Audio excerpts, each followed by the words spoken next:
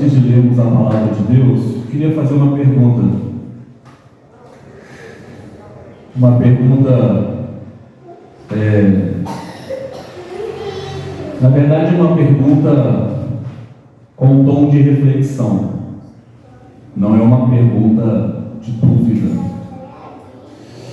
Se você fosse Deus, qual tipo de ser humano você teria criado?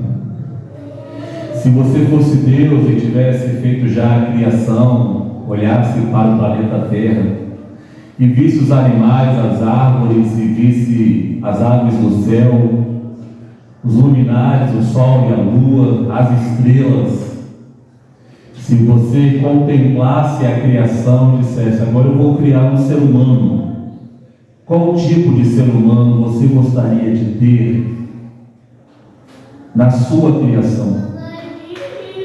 Se você tivesse plantado um jardim no Éden e tivesse que colocar ali um ser humano, qual ser humano seria? Que tipo de ser humano você escolheria para estar ali?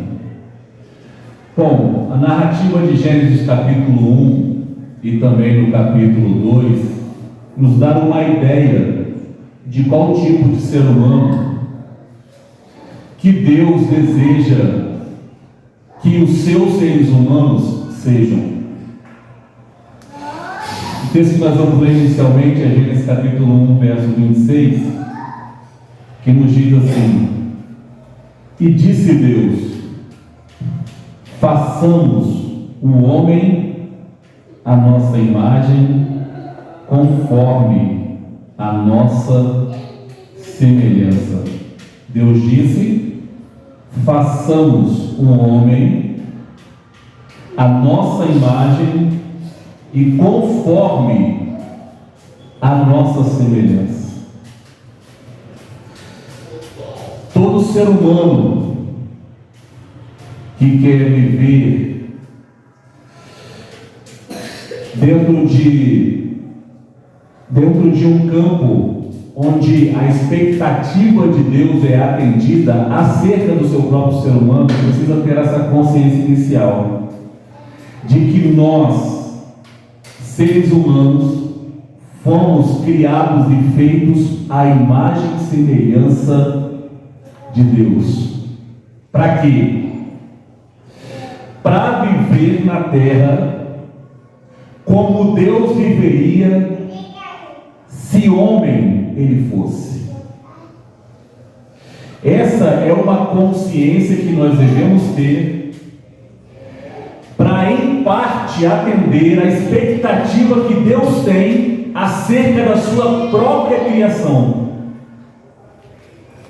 A consciência de que nós somos criados e feitos à imagem e semelhança de Deus para viver na terra como Deus viveria na terra se ele fosse homem. Aí a gente pensa: mas Deus não é homem. Até qual parte da Bíblia Deus não é homem? Porque se a gente abre a palavra de Deus, por exemplo, em João capítulo 1, verso 1, e depois lemos o verso 14, nós teremos uma conclusão aqui. Olha o que diz o verso 1, versículo 1 do capítulo 1 do Evangelho escrito por João. No princípio era o Verbo, e o Verbo estava com Deus, e o Verbo era Deus. Olha que afirmação contundente. Você olha os Evangelhos, você vê Mateus, você vê Lucas, você vê a árvore genealógica de Cristo. Você vê quem foi pai de quem foi avô de quem. Mas em João você não tem árvore genealógica de Cristo. Ele já começa a primeira frase da sua escrita dizendo: no princípio, gente, era o Verbo. O Verbo estava com Deus e o Verbo era Deus. Verso 14, ele diz: e o Verbo se fez carne e habitou entre nós, e vimos a sua glória como a glória do unigênito do Pai, cheio de graça e de verdade. O Verbo, que era Deus, habitou entre nós, depois de se fazer carne, em outras palavras, se fazer homem, ser humano. Então, se eu tenho a consciência básica e necessária de que eu fui criado à imagem e semelhança de Deus para viver na terra como Deus viveria se homem ele fosse, eu só preciso fazer uma coisa: olhar para Cristo e ver em Cristo a referência principal para que eu possa viver de uma forma que eu atenda a expectativa de Deus acerca da criação dele próprio. Bom, a gente está numa cultura onde as pessoas se relacionam com Deus não na intenção de atender a expectativa de Deus. Nós estamos vivendo numa geração onde as pessoas se relacionam com Deus na intenção de que Deus atenda as suas expectativas. Olha como que nós estamos quase que contraditório nesse negócio da fé. Nós estamos numa cultura onde as pessoas que vêm na intenção de se relacionar com Deus, de ter uma vida com Deus, de ter uma espiritualidade desenvolvida, vêm na intenção de sanar problemas que eventualmente surgem na sua vida. Portanto, não é atender a expectativa de Deus, é que Deus atenda a minha expectativa. Logo eu, que sou ser humano, pobre, miserável, pecador, transitório, efêmero e mortal, acerca de um Deus eterno, Criador de todas as coisas. Mas aqui em Gênesis capítulo 1 e capítulo 2, a gente vê que existe um modelo de ser humano que atende à expectativa de Deus. Número 1 é essa: ter a consciência de que eu fui criado à imagem e semelhança de Deus para viver na terra como Deus viveria se ele fosse homem. A gente diz, mas Deus não é homem, Deus é espírito. Mas esse espírito que é Deus e estava com Deus, esse verbo que é Deus, habitou entre nós, se fazendo carne. Paulo descreve isso de uma forma educativa para uma igreja que estava na cidade de Filipos. No capítulo 2, no verso 5 da carta que ele escreve a esta igreja, ele diz assim: vocês precisam ter o mesmo sentimento que estava em Cristo Jesus. Quem é Cristo Jesus? Cristo Jesus é o Deus que se fez homem e habitou entre nós. Aí ele diz: vocês precisam ter o mesmo sentimento que houve em Cristo Jesus, que mesmo sendo Deus, não teve por usurpação ser igual a Deus. Processo de humildade. Sou Deus, mas não me julgo Deus. Sou Deus, mas não vou agir como Deus. Sou Deus, homem, entre os homens, para que os homens aprendam a ser homens dentro da expectativa de Deus. Olha como como eu posso explicar? É contundente essa verdade. Não teve por usurpação ser igual a Deus, mas fez a si mesmo de nenhuma reputação, assumindo forma de servo, tornando-se semelhante a homens, e em forma humana humilhou a si mesmo, tornando-se obediente e obediente até a morte e morte de cruz. Então, se eu tenho uma referência para ser um homem que Deus seria na terra se ele fosse homem, basta eu olhar para Cristo, porque Cristo é Deus homem entre nós, e ele é o modelo, e ele é a referência para que cada um de nós existamos nesse breve espaço de tempo, 70, 80, 90 anos, quem sabe, de uma forma a atender não as nossas expectativas, mas as expectativas de Deus. Então essa é a primeira consciência básica que a gente precisa ter para vivermos de uma forma que a gente basicamente, minimamente, atenda às expectativas de Deus.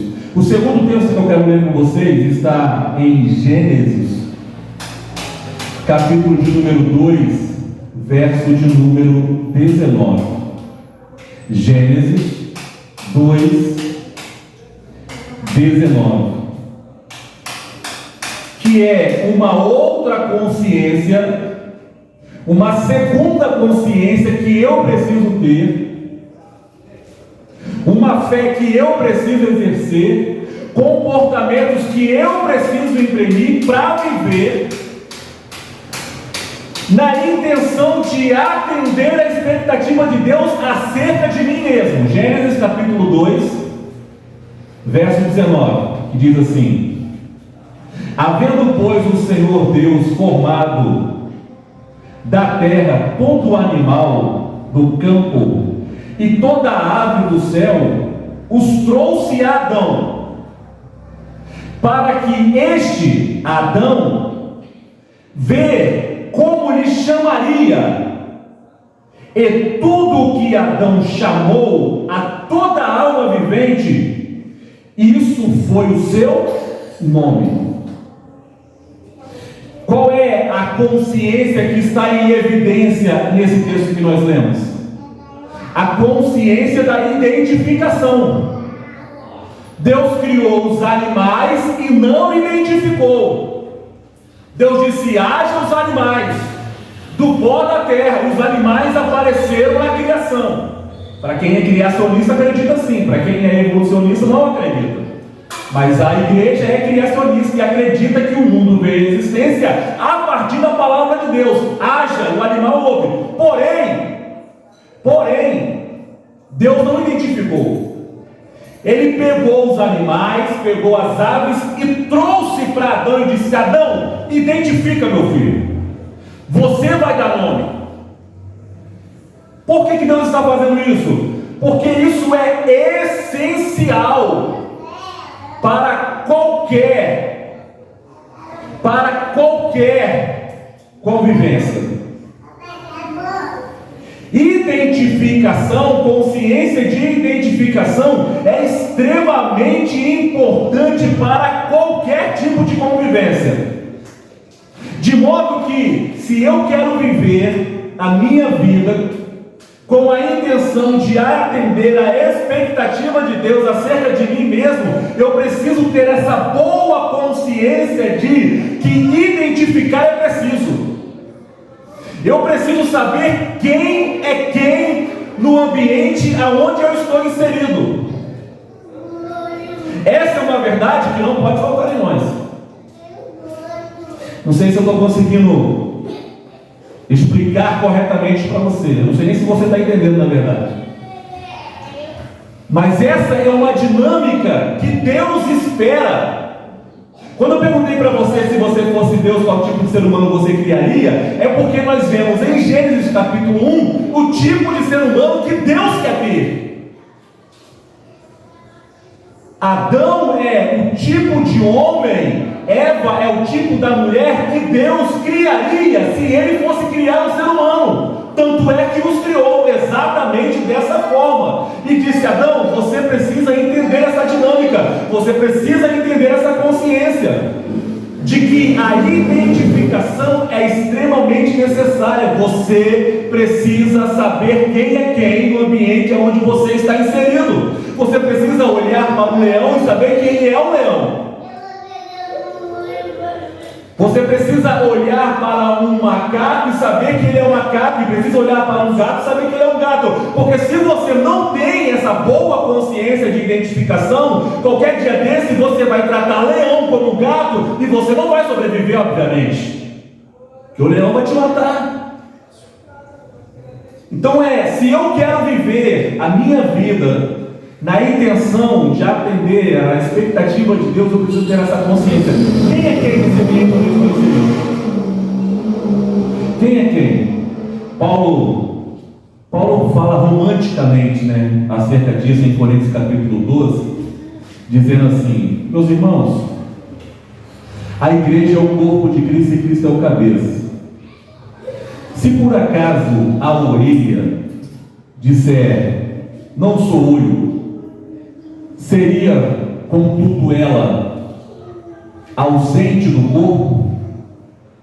Se o pé se irritar porque não é mão, e disser, sou pé e não mão, não seria também o pé participante desse corpo? De modo que existe apenas um corpo e vários membros. Paulo fala romanticamente do poder que existe nessa dinâmica da identificação. Como quem diz, meu amigo, se você é pé, seja pé com satisfação. Se você é orelha, assuma a responsabilidade de orelha. E se você é olho ou olhos, faça o favor de enxergar. Porque assim a dinâmica do corpo vai funcionar muito melhor. Porque se você tiver um pé querendo ser mão, se você tiver uma boca querendo ser ouvido, a gente não vai chegar muito longe. Na verdade, a gente nem vai sair do lugar. Porque os olhos que querem ser orelha não vai conseguir enxergar nada. Quando Deus pega os animais e traz a presença de Adão e diz, Adão, dá nome, meu filho. Dá nome para você saber o que eu quero aqui nesse jardim. Para que você viva de uma forma a se relacionar com tudo que está à sua volta de forma adequada, coerente. Em outras palavras, estou tentando dizer para você que está aqui nessa noite, que nós precisamos saber quem é quem na igreja, nós precisamos saber quem é quem na nossa família, nós precisamos saber quem é quem no nosso local de trabalho. E imprimir responsabilidades e comportamentos coerentes a essa identificação que nós acabamos de fazer. Eu não posso olhar para as mãos e tratá-la como orelha. É insanidade. Só que nesse exemplo romântico de Paulo a gente entende. O difícil é a gente entender no nosso dia a dia. O difícil é a gente conseguir entender isso dentro da nossa casa. O difícil é conseguir entender isso no local de trabalho. Quem é quem, irmão? No local onde você está inserido. Quem é quem na sua comunidade de fé? Quem é quem na sua família? E mais, uma vez que você identifica, como você se relaciona com eles?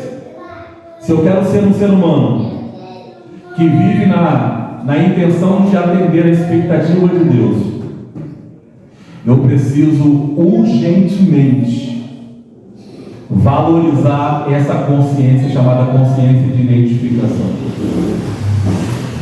Eu gosto daquela frase que Jesus diz a Simão, quando Simão disse assim para ele, para mim tu és o Cristo, filho do Deus vivo. Lá em Mateus 16, Jesus pergunta, quem as pessoas estão dizendo que eu sou? Aí os seus discípulos disseram assim, bom, uns dizem que tu és Jeremias, outros dizem que tu és um profeta, outros dizem que tu és Elias, até João Batista não arrisca dizer que tu és. Aí ele olha para os seus discípulos e diz, e vocês? Quem eu sou para vocês? Aí Pedro tomando a palavra, ou Simão tomando a palavra, diz, para mim tu és o Cristo, filho do Deus vivo. Tu és o Cristo para mim, Senhor. Maravilha, Pedro, porque não foi carne nem sangue que te revelou isso. A história continua, eles continuam andando em direção a Cesareia de Filipe, e de repente Jesus introduz um novo assunto, dizendo, gente, eu tenho que ir para Jerusalém. Em Jerusalém, infelizmente, eu vou sofrer na mão dos religiosos, dos principados, eu vou acabar morto. Mas não se preocupe, porque eu vou ressuscitar. Aí, no verso 22, de Mateus 16, olha só esse texto aqui. Você está com o seu smartphone aberto aí na Bíblia, se você quiser acompanhar, ou com a sua Bíblia impressa. Mateus 16, verso 22. Olha o que acontece quando Jesus disse que vai morrer e vai ressuscitar no terceiro dia. O verso 21 termina assim: você morto, para ser morto, mas ressuscitarei no terceiro dia. Verso 22. Pedro, tomando-o à parte, começou a repreendê-lo. Bom, alguns minutos atrás, Pedro disse: tu és o Cristo. Mas esse mesmo Pedro, que disse: tu és o Cristo, se acha no direito de repreender o próprio Cristo.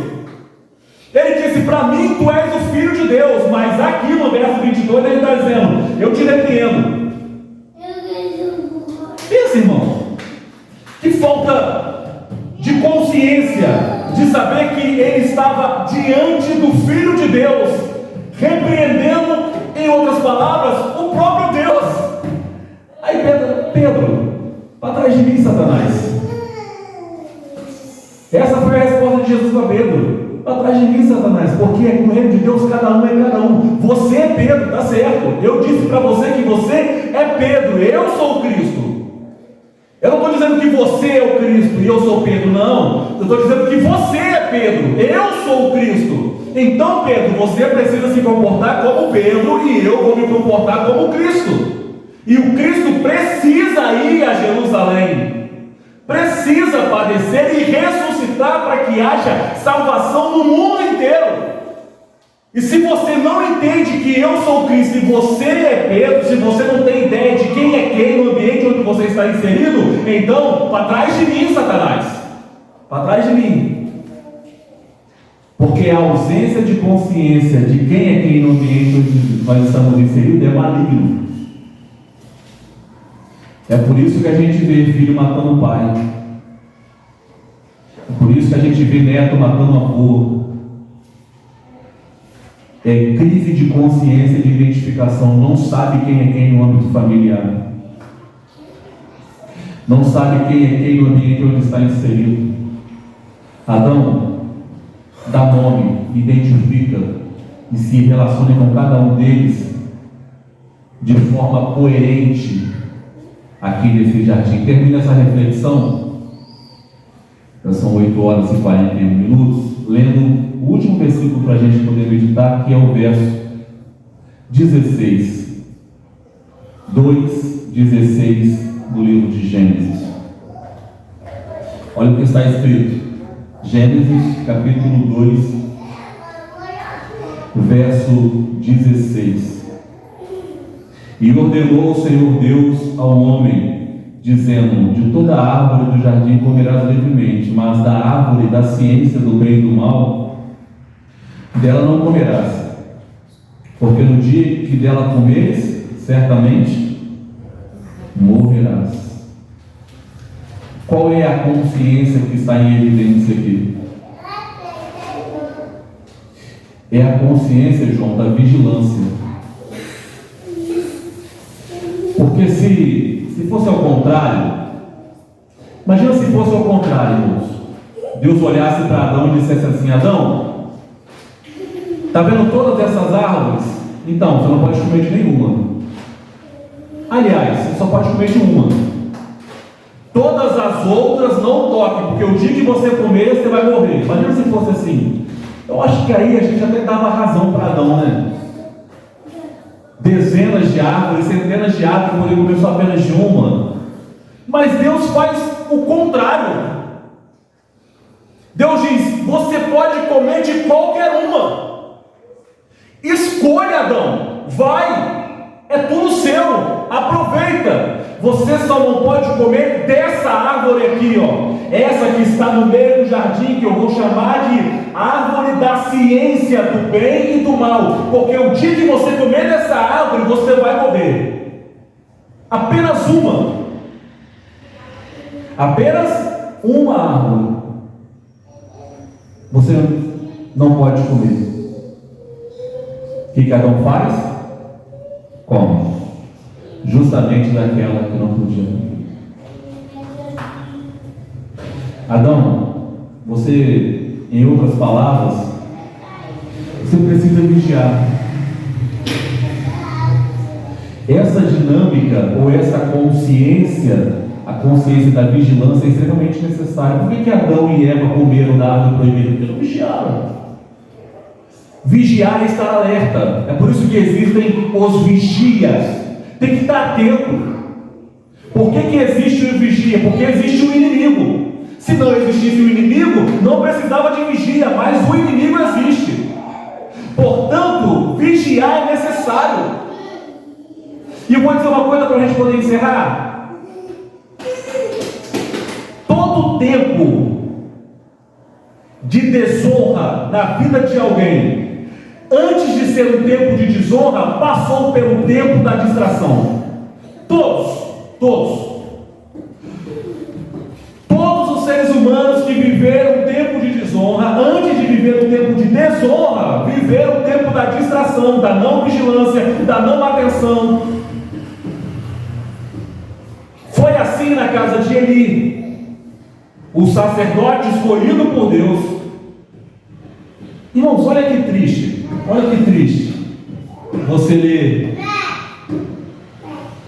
Você lê o livro do profeta Samuel, no capítulo 2.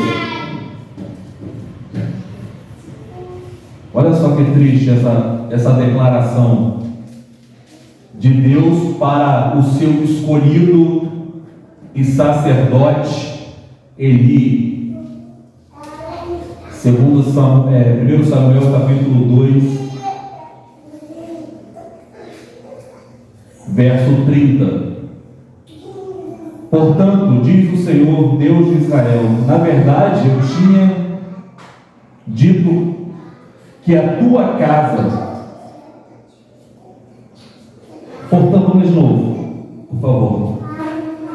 1 Samuel capítulo 2, verso 30. Portanto, diz o Senhor, Deus de Israel, na verdade tinha dito eu que a tua casa e a casa do teu pai andariam diante de mim perpetuamente. Porém agora diz o Senhor, longe de mim tal coisa, longe de mim, porque aos que me honrarem, honrarei, porém os que me desprezaram, desprezarei, serão desprezados.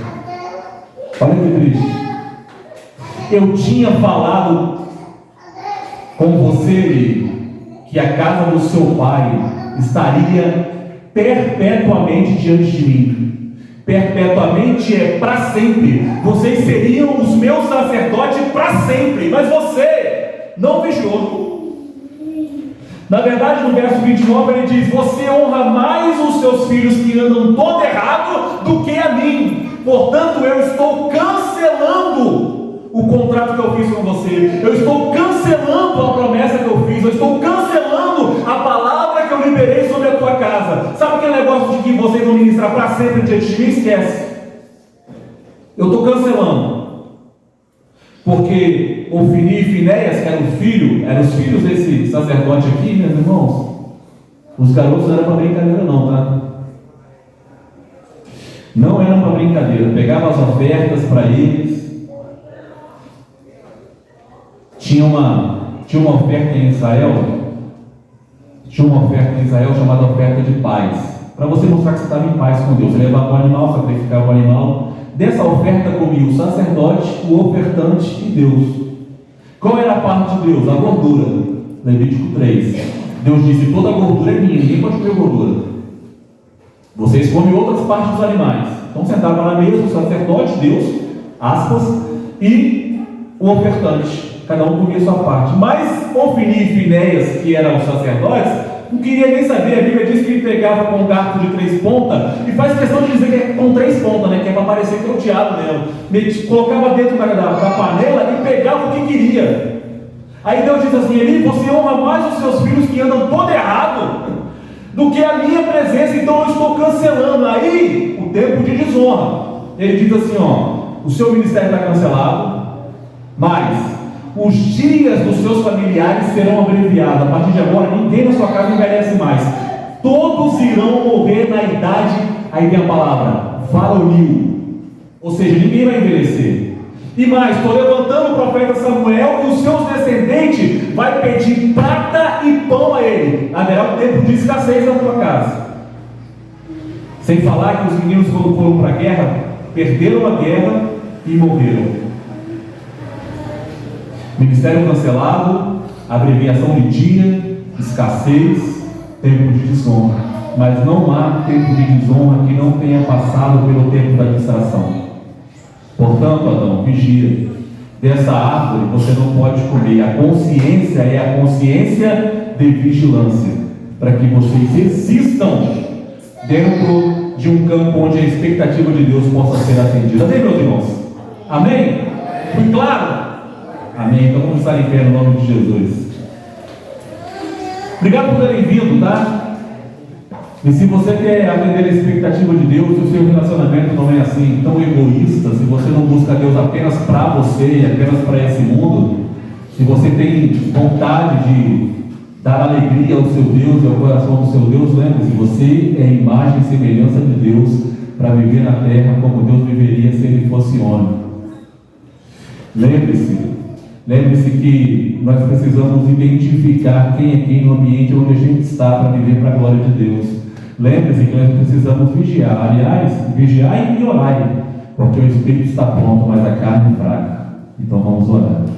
Querido Deus, nós te louvamos pela alegria de poder estar aqui nessa noite e bendizemos o teu nome. Obrigado pelo privilégio de adorá-lo, de cantar louvores ao Senhor, de bendizê-lo não só com as canções, mas com as nossas vidas, com a nossa alma e com tudo que há em nós.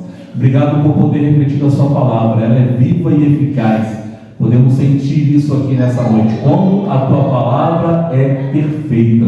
O Senhor fala conosco e fala ao nosso coração. Pedimos que a bênção do Senhor, meu Deus, seja estendida sobre todos que aqui estão e que a gente consiga viver dentro desse entendimento que nós podemos exigir para a glória do teu nome, atendendo a sua expectativa quanto a nós, seres humanos criados por ti. Nós oramos com fé, oramos com alegria, oramos com gratidão no nome de Jesus. Amém. Meus irmãos, antes de eu dar a bênção apostólica, só quero dizer que a gente vai com esse culto até dia 15 de dezembro, que vai ser numa segunda-feira. Depois haverá uma pausa para o final de ano e voltaremos dia 12 de janeiro, ok? Então, dia 15 de dezembro teremos um culto aqui, que será o culto último do ano, e voltaremos com o primeiro culto do ano, dia 12 de janeiro, amém? A gente já vai começar a divulgar até lá para a gente poder ir se familiarizando, amém? Faça assim com as suas mãos se você quiser ir por perto. O grande amor de Deus, a graça do Filho, as eternas e doces consolações do Espírito Santo permaneça e reine no seu coração hoje e até a volta de Jesus. Amém. Amém. Amém, meus irmãos. Está encerrado até segunda-feira que vem.